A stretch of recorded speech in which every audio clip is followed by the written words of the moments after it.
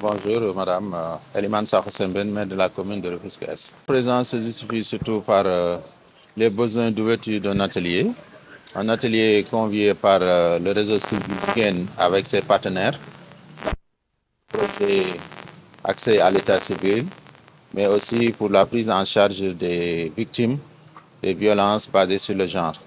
Un projet qui est soutenu par les partenaires européens surtout, avec principalement la mairie de Barcelone. L'implication de la municipalité va dans le sens d'offrir le cadre d'abord, parce que nous avons accueilli des personnalités qui nous viennent de la commune de Guinaw Rail Sud, comme également de la commune de Cambérène, en plus de ceux-là qui sont de la commune de Rufisque-Est.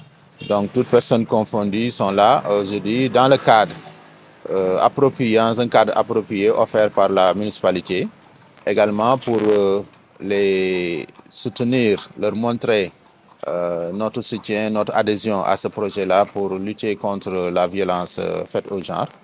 Et nous attendons également à un renforcement de capacité, surtout des personnels de sécurité, mais également des personnels de santé, parce qu'à chaque fois qu'on le voit, lorsque des personnes sont agressées, il y a l'intervention de la police, mais également l'intervention des services de santé pour prendre en charge ces victimes-là.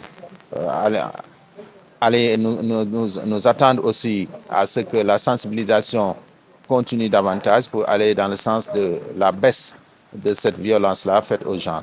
Les problèmes d'état civil, on peut le dire, se font sentir dans plusieurs communes comme dans la nôtre. Nous sommes en train de les résoudre les uns après les autres.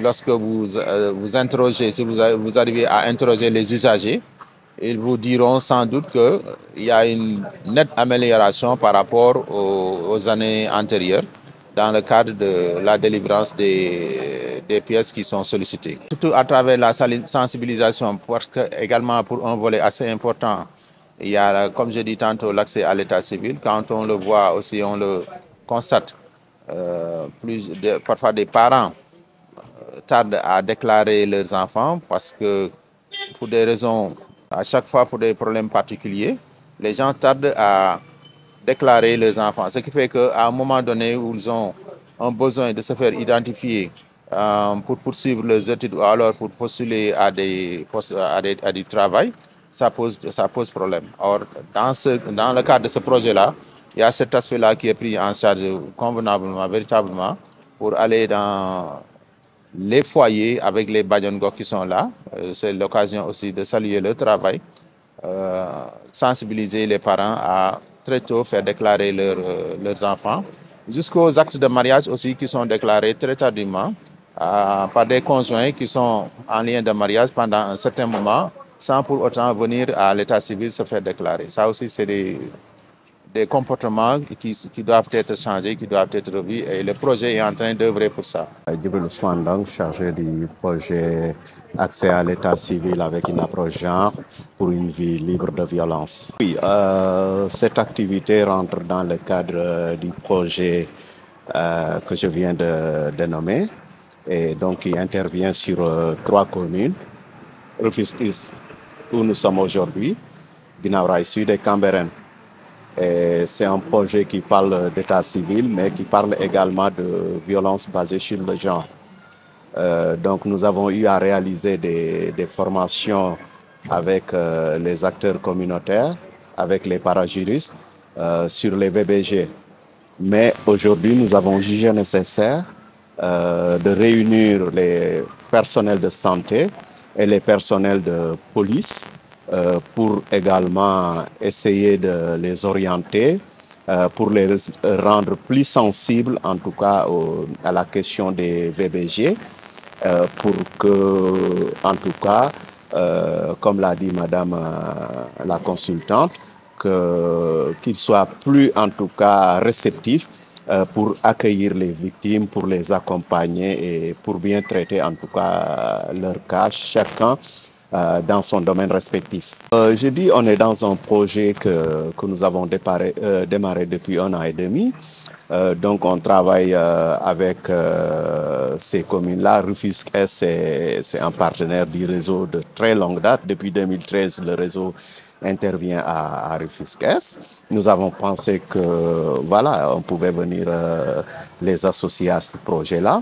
Mais également, comme j'ai dit, la formation des parajuristes, nous l'avons fait à Guinaw Rail Sud. Ça regroupait les parajuristes venus de Rufisque, de Cambérène. La semaine passée, on était à Cambérène. On a réuni également les élus des 3 communes pour parler du budget participatif. Donc voilà, c'est à tour de rôle que nous choisissons les communes pour abriter les sessions qui sont multi-acteurs. Il y a certains ateliers également qui concernent spécifiquement chaque commune. Nous avons formé ici les agents de l'état civil. Nous l'avons fait à Cambérène, à Guinaw Rail Sud. Donc voilà. Nous attendons spécifiquement de cette formation, c'est que, comme je l'ai dit tantôt, que les personnels de santé, que les personnels de police soient plus sensibles à la question des VBG, hein, qu'ils puissent les traiter avec compassion, avec beaucoup de rigueur. Hein. Bon, voilà, pour que, en tout cas, les acteurs de ces violences-là puissent déchanter et qu'on puisse, en tout cas, réduire, si on ne peut disparaître carrément les violences, mais qu'en tout cas, qu'on trouve une grande réduction de ces cas de VBG dans les 3 communes d'intervention. Coordonnatrice de la boutique de droit de Médina, membre de l'AGS et facilitatrice de cet atelier.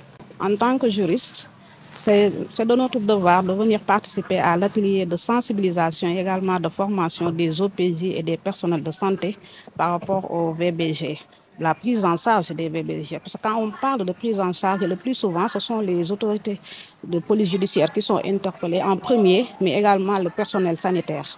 En tant que juriste, je vois que ce serait très utile également de renforcer leurs capacités. Parce que c'est un renforcement de capacité qu'on va faire avec eux. D'emblée, ils maîtrisent leur travail, mais parfois il est bon de faire des renforcements de capacité pour leur permettre d'être mieux outillés par rapport aux victimes qu'ils reçoivent. Au sortir de cet atelier, ce que j'attends en tant que facilitatrice, c'est que ces personnels-là soient bien outillés dans le cadre de leur travail. Comment en tant qu'OPJ ou bien en tant que personnel de sanitaire, comment ils pourront désormais recevoir les victimes, traiter les victimes et également faire un accompagnement des victimes de violences basées sur le genre.